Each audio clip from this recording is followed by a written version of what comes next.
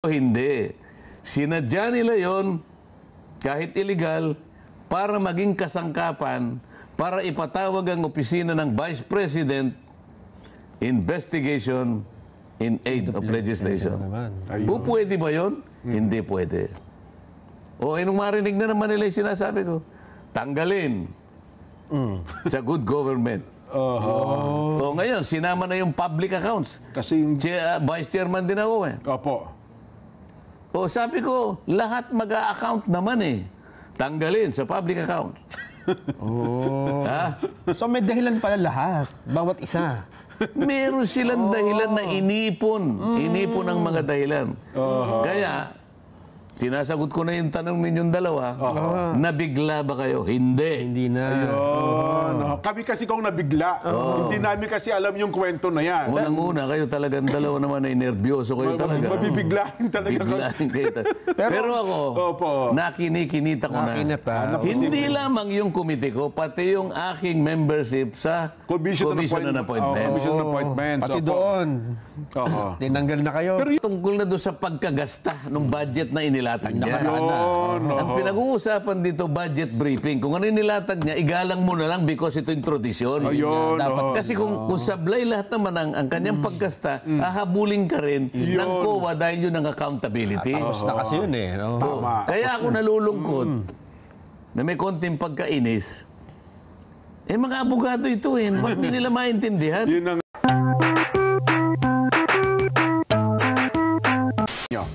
Wala ba tayong hopya rito, Jen? Ay, meron. Saan na pala? asa na? Tinago niyo na naman yung hopya kay Kong. Ano ba naman ito? Tinawagan ko na si Jerry Chua eh. At iba naman dito, pagkakait niyo pa yan. Alam ko naman, baluarte ko na ito. Wala po. Ayan no? Buti pa kayo may sarili ng hopya. Magandang hapon po sa ating lahat. Lunes po ngayon, pero ako po ay nagpunta rito para mabayaran ko po ang aking pagkakautang sa inyo. Dapat sana'y Biyernes, nandito po ako. Kaya lang, kailangan ko pong pumunta sa may Caraga, sa Mati, at saka dyan po sa Iloilo at Antique. Ayun. Ayan. Maraming nasiphayo ko. Gawa ng, alam niyo bang, Webes pa lang, ang dami na nagtatanong. Sinabi namin, hindi pangako. Pagka wala si Kong Dante sa Biyernes, kami po ni Nelson hindi niyo makikita. Napasubo kami ko. Ganun pa man, naunawaan po namin. Marami ho pala kayong dinalaw nung araw ng Biyernes. Napakarami kasing mga public school teachers doon, Nelson. Din, eh. Opo. At yung ating kaibigan na mayor doon ay halos 3 buwan niya na kasing sinasabi sa akin yun. Ganun po. Ngayon, nung na-assemble niya talaga, at nakita ko naman pati yung production nila dyan. Opo.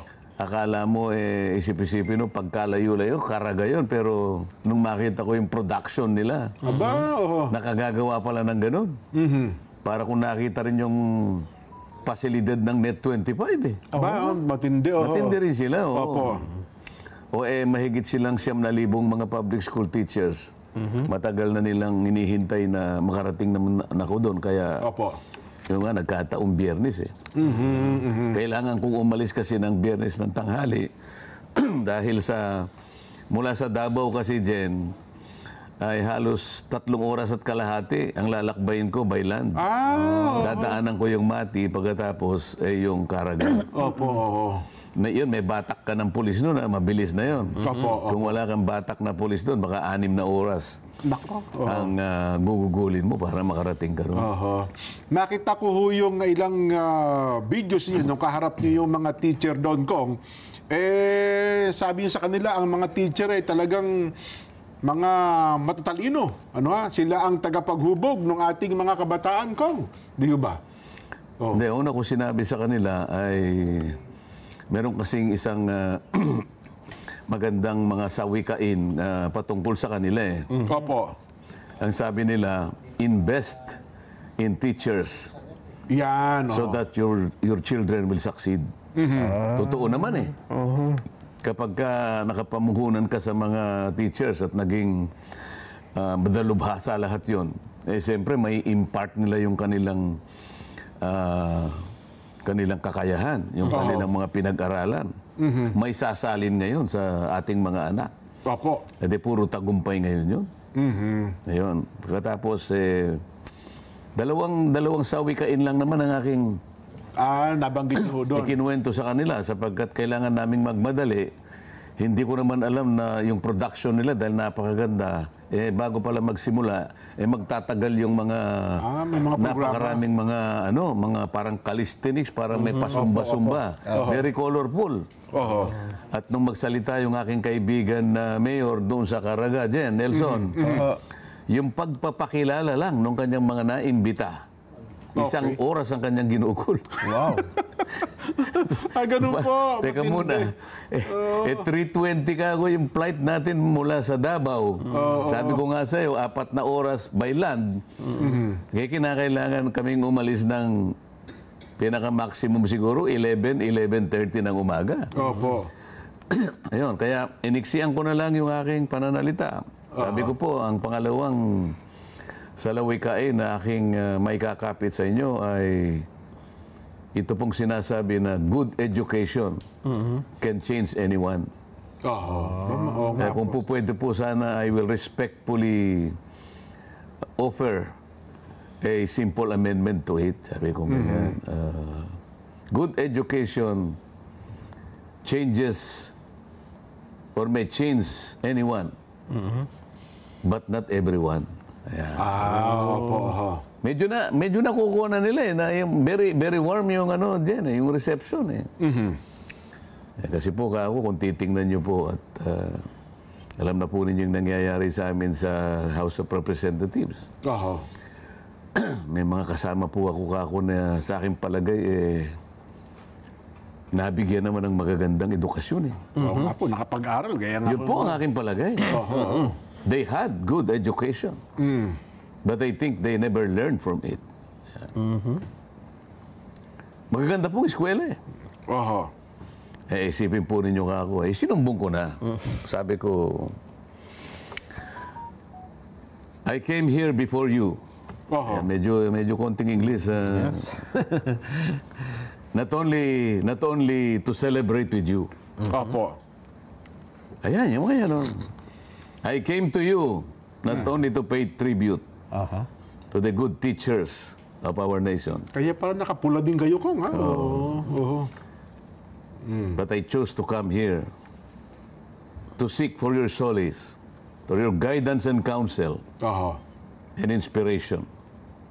Dahil po sa nangyayari sa House of Representatives. Pero huwag kayong mag-alala, sabi ko.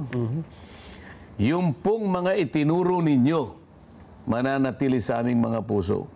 Kami pong mga matatalino na inyong tinuruan. Mas marami po kami kaysa mga naturuan ninyong mapupuro lang mga ulo. Oo nga. Napangitan Talagang nabuhay lahat ang alam nila ibig sabihin nung talumpati kayo ng ganun ko. Nag-react sila Paano tayo makakapag-invest kung yung pong Magna Carta po na para sa inyo na naisa batas pa po noong 1966. Tagal. Isipin mo, 1966. Sabi nga ni Tito Mads dyan 1966. 58 years ago. Ngunit yung pong mga benepisyo sa inyo ay talaga pong hindi pa naibibigay hanggang ngayon. Isipin mo naman yun. So medyo natuwa naman yung mga guro dyan. At sa huli, nagbisaya pa kayo. Talagang lalo nilang na-appreciate ko. Akalain mong, sabi ko, bago po ako aalis, ay meron akong ibubulong sa inyo. Di ba? Gikan sa akong kasing-kasing. Gihigugma ko kamong tanan. Yan. Yan ang sinasabi ko. Naluluha-luha si Mahal ko kayong lahat. Diba? Talaga naman. Mula sa aking puso. Kaya palakpakan yung mga taga-Caraga ko. Ayan pala, pinakikita po namin sa telebisyon. Yan, kahit maglululundag. Naintindihan ko dahil siyang sinasabi ko, nakaka-relate sa kanila Pero iba yung mga naglululundag doon sa aming Appropriations Committee. Gigil na gigil. Ayan. Ay, nako. Anyway, Kong, at least, pasalamat tayo at mukhang sa bagay na yan ay nakita kayo ng mukhaan ng ating mga kababayan sa malalayong lugar. No? Oo, at tumuloy nga ako ng Iloilo. Pagkatapos, meron tayong meron tayong medical mission dyan eh. Okay. Oo, meron tayo kasing isang mobile Itong clinic. project ng Sagip po, Kong. Dala-dala yung ECG, dala-dala yung X-ray, merong ultrasound. Pagkatapos meron tayong konting mga gamot na pinamimigay. At yung mga kapartners naman natin sa Panay Island, pati yung mga barbero nila, dala-dala nila, pati yung nagmamanicure. Wala lang tuli ngayon kasi maulan dyan eh. Ganun pala. Oo, pagka maulan daw, medyo wag muna yung mga tuli. Ganun ba? Bakit nung ako naman tumalon pa kami sa ilog? Summer kasi yun, Jen. Summer ba yun? Patatalunin ka sa ilog. Patatalinon ka sa ilog kapag katapos eh. Iba yung ulan eh. Baka yung ulan ng ayaw yun ang nila. hindi pwede kasi tumalon ka sa ilog pala. Kasi malabo ang tubig pagka maulan eh. Di ba? Ganun pala yun. Ma-infect ka. Akala ko dati ka anong paliwanag doon eh. Ay, nako. Pagkatapos, tumuloy tayo ng Antique. Ganon din, medical mission din. At puntahan din natin yung pagkarami-raming miyembro ng cooperative, Jen. Marami sila. Halos siguro, sa tansya ko doon, hindi sila kukulangin sa 3,000 yung isang gymnasium na yun. Yung mga nasa-servisyoan naman ng medical mission, siguro nag-a-average ng 1,000 dyan. Maghapon yun eh. Maghapon. Anyway, Kong, ito'y pinag-uusap-usapan at alam ko sa social media, ito po naman ay viral na rin. Ano? Pero gusto naming marinig mula po mismo sa inyo, ano ba talaga ang nangyari sa plenaryo? Gabi po yun eh. Nung mawalan, maubusan kayo ng hopya. Yung inalisan kayo ng mga committee position tsaka yung committee membership. Ano ba talaga nangyari? Bakit ho? Yung 5 komite. Nabigla na lamang kami, kinabukasan, ay inalis na sa inyo mga committee ito. Kung kayo na nga po magkwento. Sa akin palagay, Jen, ito ay planado. Tingnan mo, itong nagsimula na paglatag ng budget, itong budget ng Vice President, di ba, sabi ko nga, kung susuriin ninyo, parang nag-iba yung patakaran. Biglaan eh. Sa mga nakakaraang mga panahon ay, eto, wag na tayong lumayo. 2022, 2023, ganun pa rin naman yung patakaran. Walang masyado nang nagtatanong. Halos 13 minuto, 22 minutes. Nadidispose na yung ano eh. Kasi yun ang tradisyon, Kong, ano? Umiiral na tradisyon.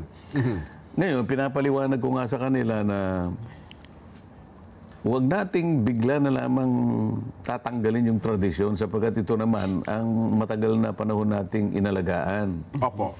Ngayon, minamatwid kasi ng mga kasama ko, kapag ang tradisyon kanya ay bumangga doon sa ating pananagutan at tungkulin na magtanong, hindi mo po pwede kanyang mangibabaw yung tradisyon. Sabi ko, hindi naman ako dapat mag-away yung dalawa na yun eh.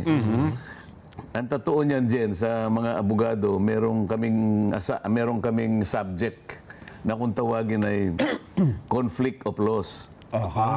Conflict of laws. Meron kasing pagkakataon na maaaring ipalagay ng bawat isa na maaaring maglaban ang 2 o 3 o higit pa na batas kung ang pag-uusapan ay yung application nito. Kaya meron kami subject na kung tawagin ay conflict of laws. Para sa ganon, masanay ka. Huwag mong paglabanin yung 2 konsepto o 3 konsepto. So dapat hanggat maaari ay gamitin mo sa paraan na ito'y nagamit mo ng sabay-sabay na hindi nagkalaban-laban. Walang kontradiksyon eh. Wala. Ang tawag namin doon ay harmonization. Sabi ko, hindi naman ibig sabihin kapag pinaraan mo yung tradisyon, ay hindi mo na sinasabing hindi accountable ang isang opisina. Yung accountability, iba yun. kesa dun sa sinasabi nating tradisyon. Opo. Paano natin i-harmonize? O sige, ganito yan. Yung budget nilatag. Pagkalatag nun, sa magitan ng tradisyon, tinignan natin, nakita natin yung kahalagahan, binasa ng... merong presentation kasi. Opo. O, merong magpo-propose ngayon. Kamukha nung nangyari. Based on the time-honored tradition, I move terminate the office, the budget of the office of the Vice President. Palaging ganon. Yun ang mga accountability, iba naman ang ibig sabihin nun. Pagka yung budget na yun na nailatag at nagamit na, at merong nakita na may konting sablay, o merong requirements na hindi natupad, o may mga dokumentong hindi mo na isumite, hahabulin ka ng accountability. Opo, kasi Kaya nga habulin ka ng COA eh.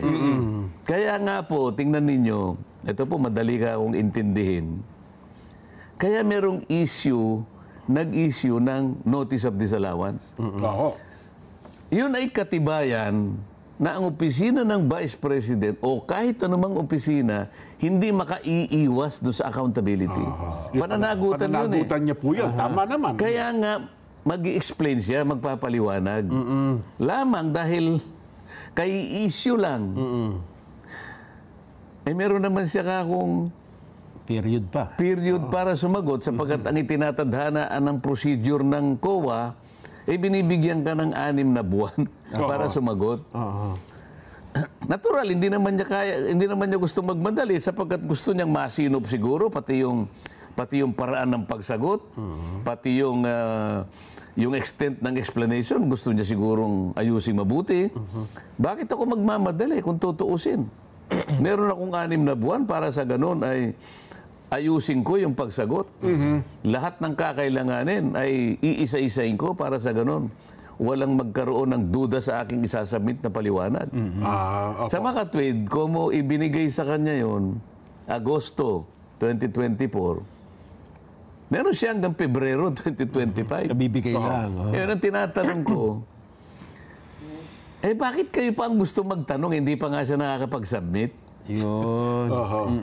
Kung ang COA nga naghihintay pa ganun po yung proseso. Sabi niya, Ma'am Vice President, nag-i-issue po kami ng notice of disallowance po sa inyo. Sang-ayon po sa patakaran, ganito po ang ganito. Kaya hihintayin po namin ang inyong paliwanag. Di kayo meron kaming power of the force.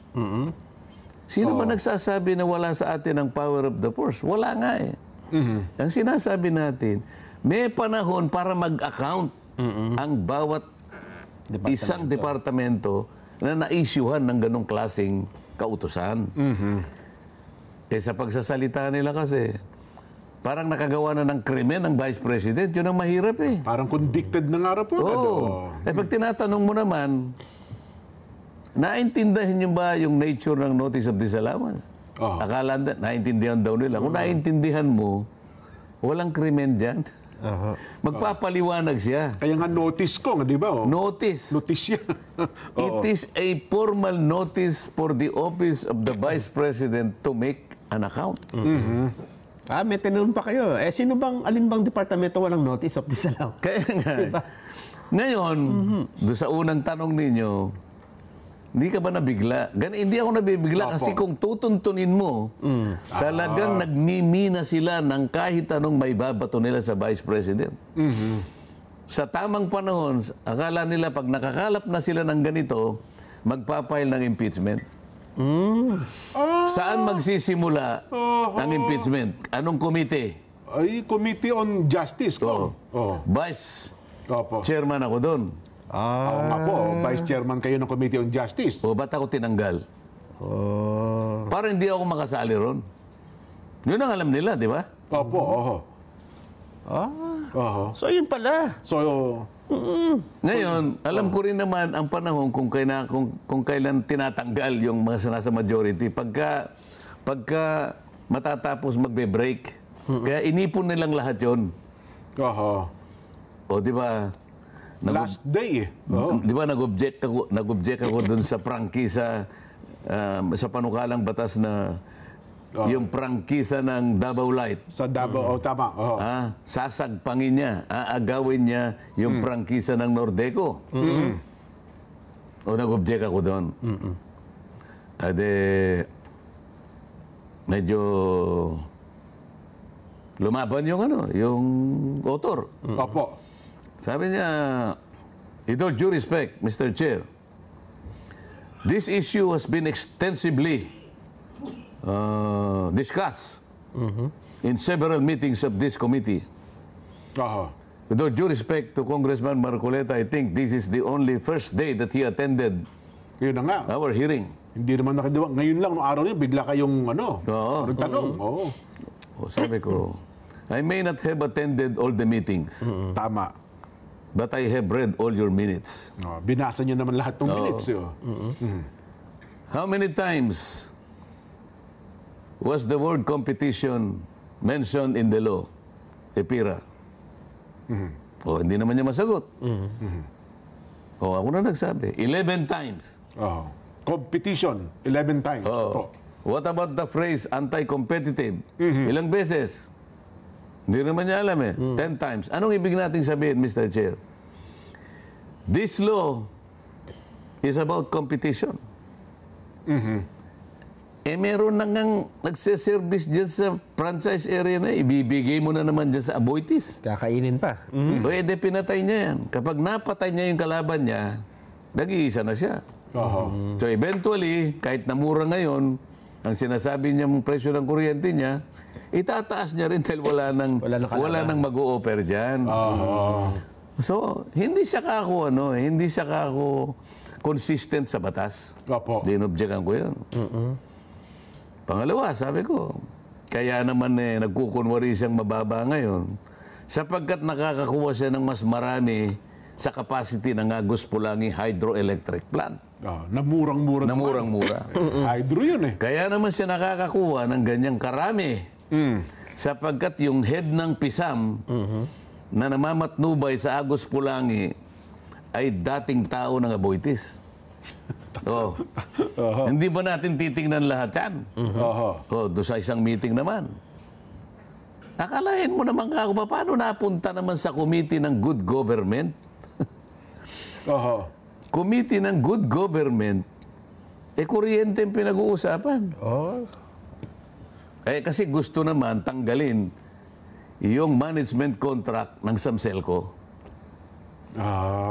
Sabi ko, pag inalis nyo yung management contract ng electric cooperative ng Zamboanga City Electric Cooperative, walang iniwan yan sa pasyente na intubated.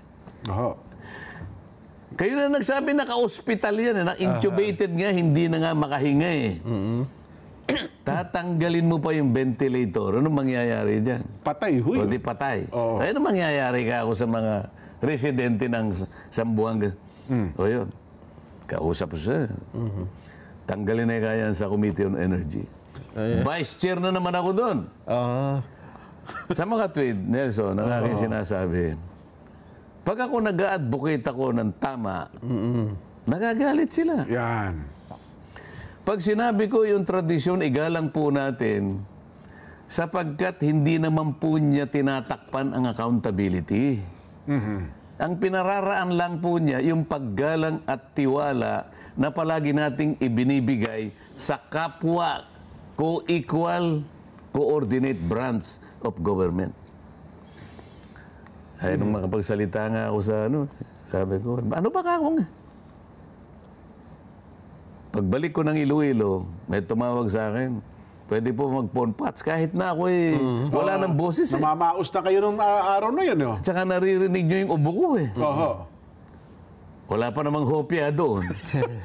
Hindi kayo nakakain yata ng hopya. Sabi ko, alam mo kako, kung itong mga kasama kong ito, kahit bagito, pagpapasensyahan ko na ito Kung hindi sila abogado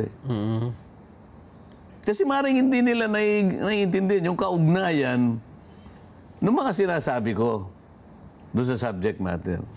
Pero yung iba Mga abogado at abogado eh. talaga, oo. Kaya po nakalulungkot.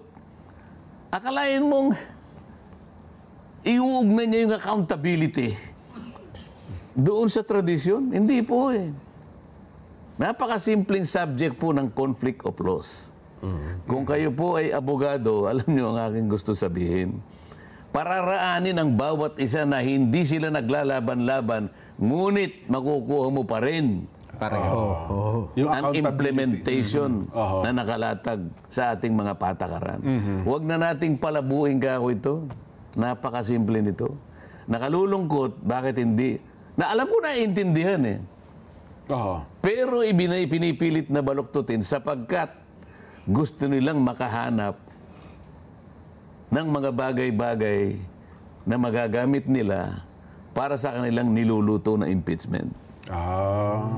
Oh, pinoint out ko rin yung tumayo sa privilege speech, di ba? Opo. O ayan naman ako yung tuntunin natin. Kung ayaw nyo sundin ang tuntunin natin, itapon na lang natin. Walang tatayo na magdi-deliver ng privilege speech habang merong isang pending na bill na may kaugnay na subject matter. Simpleng-simple yun. O bakit nila pinatayo? Pagkatapos niyang tumayo, di man lang nila napansin na mali pa lang ginawa, ni-repair pa sa Committee on Rules. Mapinag-uusapan ngayon. Yung Committee on Rules, diyan, kaya ang katawagan ay Committee on Rules. Dako, kabisado Sila mo ang dapat ng rules. kumakatawan sa tuntunin at patakaran ng buong institusyon. Oo. Makapangyarihan ang committee ito. Lahat ng committee namin ay hindi pwedeng gumalaw ng walang atas na manggagaling sa committee ito. Kaya marami sila eh.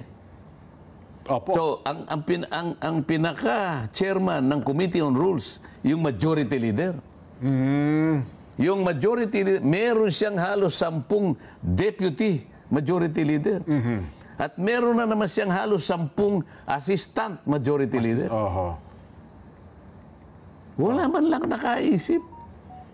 Mr. Majority Leader, mali po yata Kung yun. may bali ata sa pangyayaring ito. Ganun ba? Oo. O, halimbawa, nahalata. Pwede namang mahalata eh. So, sige. Huwag nyo nang i-repair sa rules. Idiretso na yun sa appropriations kasi kaparehong subject matter naman eh. Ayun. O baka sakaling okay na sa akin yun. Kasi nagkamali ang tao eh. Tao lang eh. Totoo po yun. Pero hindi. Sinadya nila yon kahit illegal para maging kasangkapan para ipatawag ang opisina ng Vice President investigation in aid of legislation. Pwede ba yon? Hindi pwede. O nung marinig na naman nila yung sinasabi ko, tanggalin sa good government. O ngayon, sinama na yung public accounts. Kasi Vice Chairman din ako eh. Opo. O sabi ko, lahat mag-a-account naman eh. Tanggalin sa public account. Ha? So may dahilan pala lahat, bawat isa. Meron silang dahilan na inipon. Inipon ang mga dahilan. Kaya, tinasagot ko na yung tanong ninyong dalawa, nabigla ba kayo? Hindi. Hindi na. Kami kasi kung nabigla, hindi namin kasi alam yung kwento na yan. Unang-una, kayo talagang dalawa naman ay nervyoso kayo talaga. Mabibiglahin talaga. Biglahin kayo Pero ako, nakinikinita ko na. Hindi lamang yung committee ko, pati yung aking membership sa Commission on Appointments. Commission on Appointments. Pati doon. Tinanggal na kayo. Pero yun naman Commission on Appointments. Kung ano naman ang dahilan, bakit pati naman yun inadamay pa? Di ba? Baka napansin nila, ako lang yung nagtatatanong ng sensible.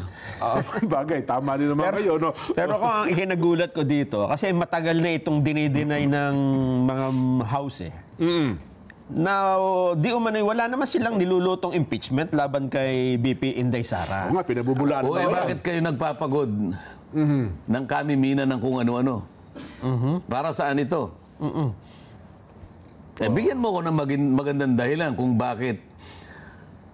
Sinusugan pa yun eh. Nung masabi ko na mali yung privilege speech, nakita nila na mali talaga eh. No? Ang ginawa nila, yung sumunod na pagdinig, nilagyan nila ng manifestation yung manifestation ng isa sa abogada, ano? Na taga Batangas.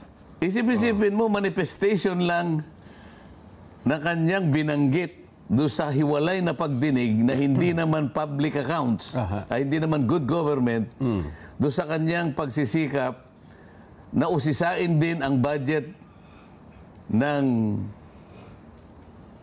Department of Education 2023.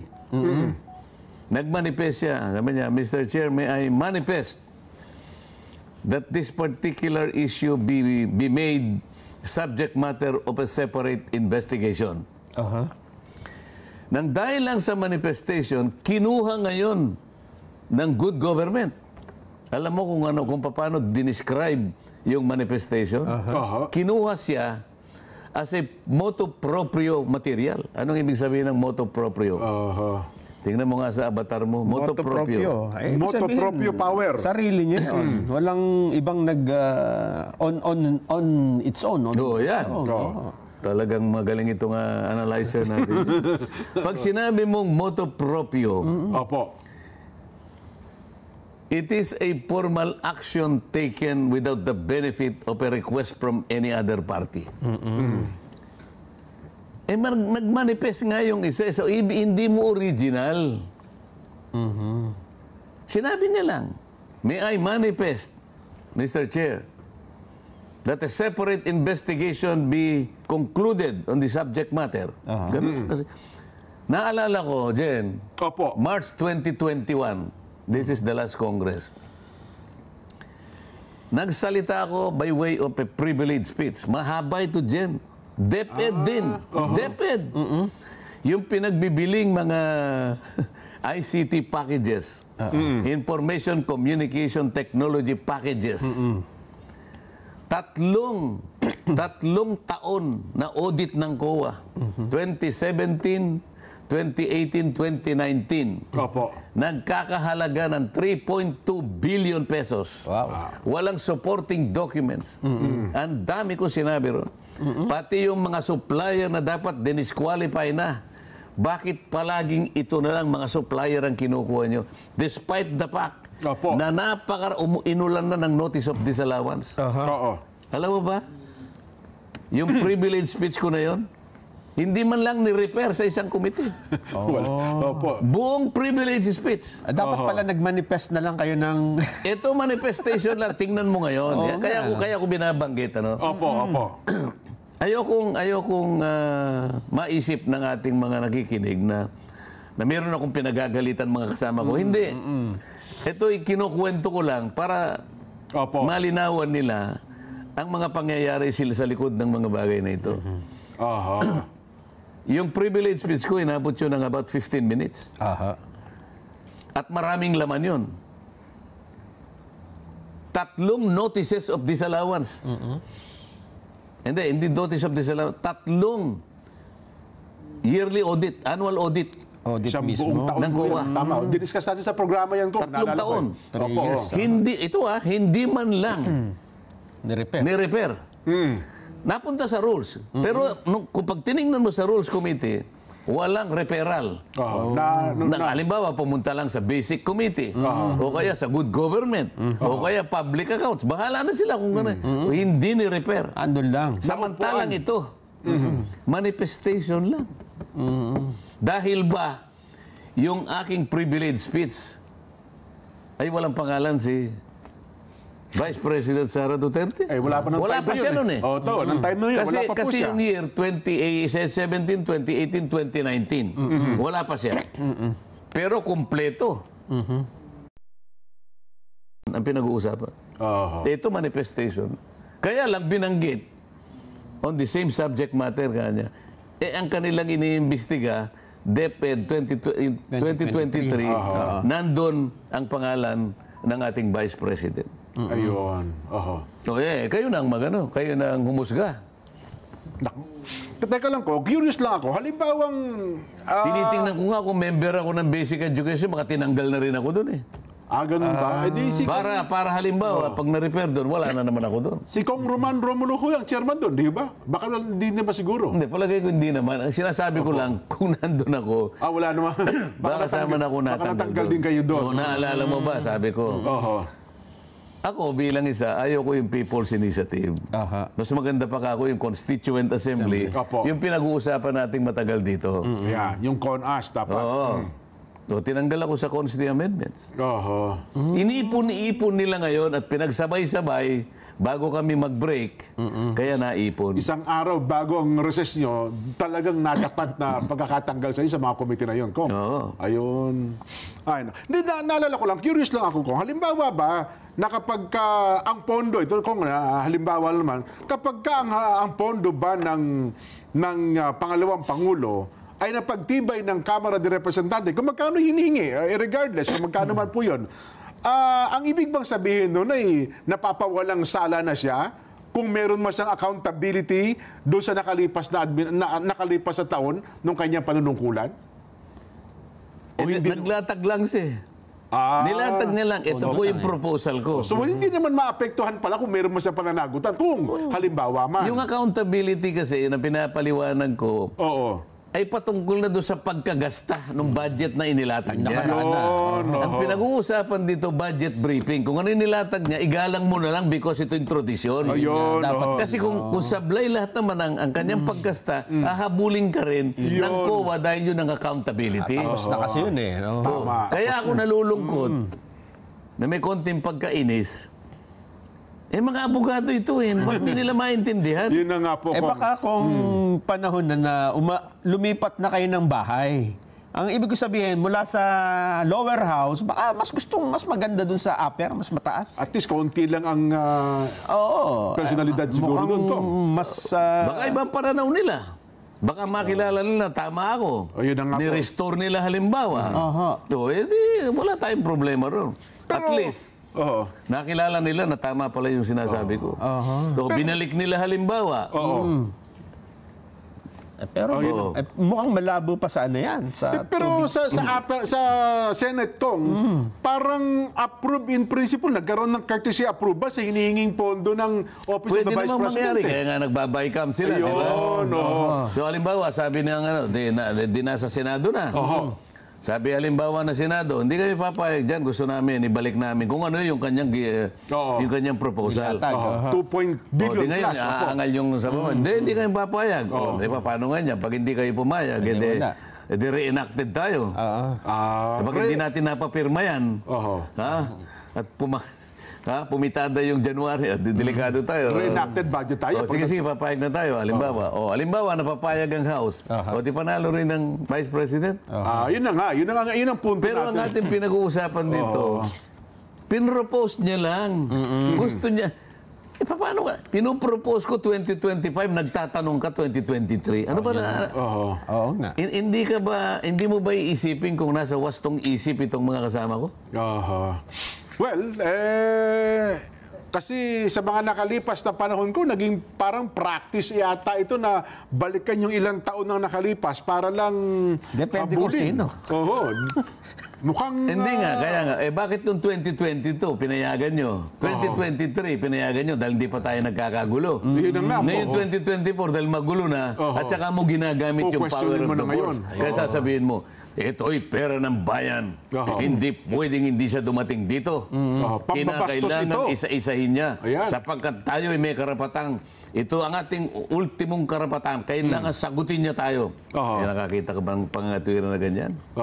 Ano ba tinatanong mo? In 2025 budget o 2023? Hindi mo tungkulin yun, yung COA nga umahabol eh. O di sana mag-resign na lang siya, pumunta na lang siya sa COA. Di ba? Kaya nga po, Kong, tinanong ko yan, para bigyan lang ng emphasis, kung halimbawa naman palang ma-approve ang budget na hinihingi, kung meron man siyang accountable man siya sa nakalipas na... Hindi siya makaiiwas doon. Walang makakaiwas sa accountability. Hahabulin pa rin siya. Hindi ba ang linaw? Ang problema kasi sa kanila, sabi niya, public office is a public trust. Tama po. Public officials and employees are accountable to the people at all times. Yes. O tama naman yun eh. Nesablay ka kahit ano pang opisina ng presidente, opisina ng Chief Justice, opisina ng Vice President. Pag meron kayong kulang na mga requirements, hindi nyo na i-submit. Opo. Meron kayong notice of disallowance. Anong problema doon? Bakit sinasabi niya na mahalagang sagutin mo kami? Because we have the power of the force. Ano ba doon? Naku, ang mga comment. Alam mo, ang daming nanonood ngayon, ha? Hindi pangkaraniwang dami ito, Jen. Oo. Ang lahat dito nagsasabing, Gong, ano pa bang ginagawa niyo dyan sa House?